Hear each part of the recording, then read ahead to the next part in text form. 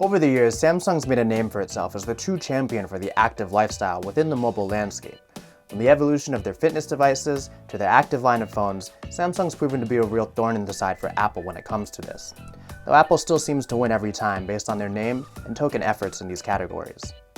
But Samsung still remains the only manufacturer to offer a truly ruggedized device that meets military standards for drops, water, dust, and a myriad of other conditions, and still offers their best internals while doing so. The Galaxy S8 Active takes the arguable phone of the year and creates a capable and formidable device, which endeavors to prove that phones like this are still very necessary. Of course, the most notable feature about the S8 Active is its design. As anticipated, it's a much thicker device which doesn't employ the infinity display of the original S8. Sure, the screen may be the same size, and also shares the same rounded corners, but making the screen a true infinity display would have of course detracted from its durability. Instead, a shatter-resistant layer covers the Gorilla Glass 5 display, while thick metal and rubberized plastic surround it. Metal comprises the thick edges up to the corners, which are reinforced with a hard rubber.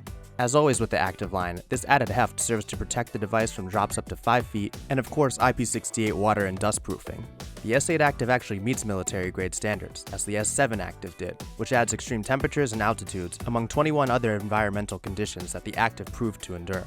Rugged construction aside, the Active makes a couple big changes to step up to the S8's design. Firstly, the Active button is now replaced by Bigsby, and there's no indication that it'll ever come back.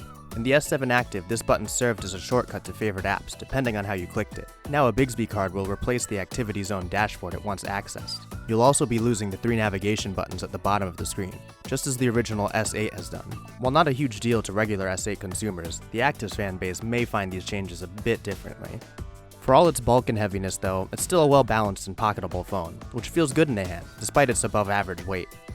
Even without the curved edges, this 5.8-inch AMOLED display is still a beautiful tool for viewing content. By now you should all be aware of the formatting troubles these bezel-less displays encounter, due to their taller size. With an 18.5:9 ratio, the S8 Active will often be cropping, stretching, or letterboxing videos. You choose. Apps like YouTube will fill your screen when possible, but content shot in a compatible aspect ratio is very sparse. This will change over time, as more productions utilize the 2:1 aspect ratio, but even in this, the most friendly format for the S8, you'll have black bars at the top and bottom, unless you elect to crop, of course. Otherwise, the videos look gorgeous on this display. Though Super AMOLED displays like this one tend to oversaturate colors and bring a bluish tint to the overall image, you still have Samsung's preset modes and sliders to adjust the screen to your liking. We found the adaptive display mode to be the best for vivid all-around use, but the basic mode makes a strong case for accurate colors. Either way, details are crisp, movement is smooth, and viewing is a joy, especially with this loudspeaker. Producing a louder and fuller sound than most smartphones, this single speaker avoids overly tinny sound and will be plenty loud for listening to music, watching videos, and of course taking speakerphone calls. Speaking of speaking on the speakerphone, regular calls come through nicely as well.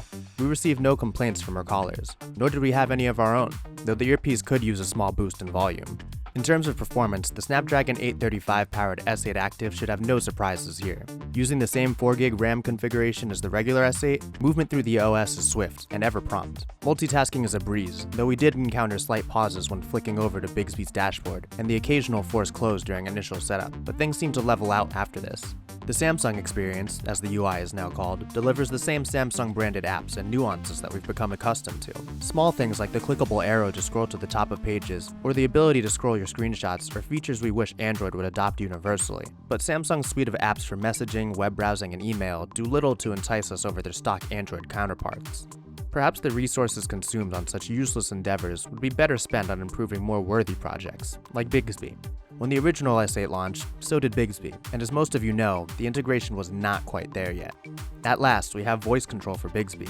Whether prompted through the Hi Bigsby hot phrase or holding down the dedicated button, voice control showcases the best that the virtual butler has to offer. Of course, Bigsby can do your Googles, organize your life, and manipulate settings on your phone as most assistants can. Although it may not be the best for searches, Bigsby excels in phone control. You can pretty much navigate your entire device just using your voice. For instance, you can say, "Hi Bigsby, turn on Wi-Fi calling." In this case, AT&T's welcome screen for the feature pops up. You can then tell Bigsby to scroll down, and again until you're at the bottom. From here, you can tell Bigsby your selection. Whether it's to continue or cancel, Bigsby's reading the entire screen, making sure to recognize all your options and act on them when you say so. This is impressively seamless, especially for this early level of software. However, the most useful functions come from app integration, third-party and first. Telling Bigsby to open the voice recorder and start recording happens in a couple quick seconds. Same goes for telling the assistant to record slow-mo video or another specific action.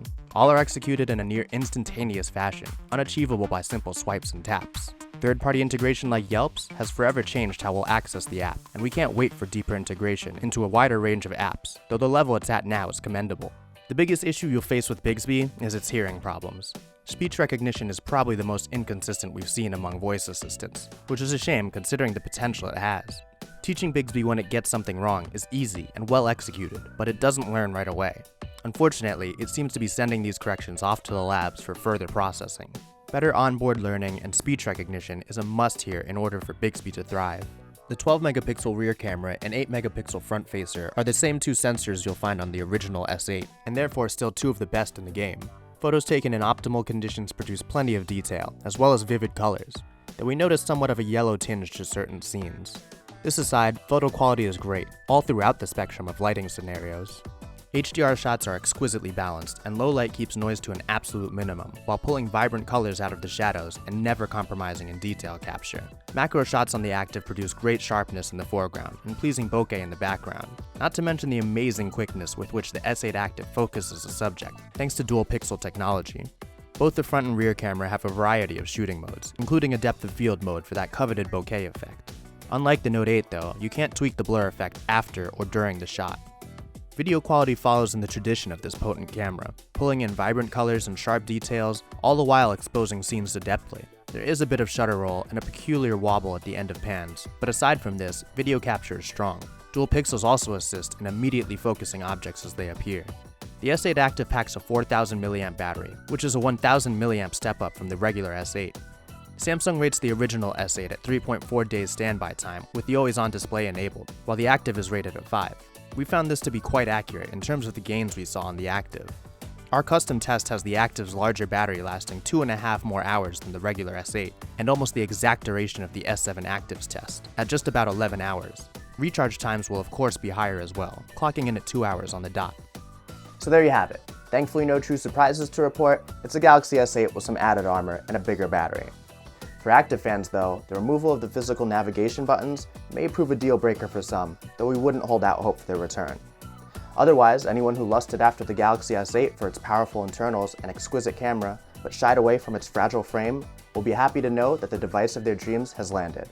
We're also happy to see the Active make its return, and hope to see many more. I'm Corey Gaskin with PhoneArena. Thanks for watching, and be sure to subscribe for our latest reviews.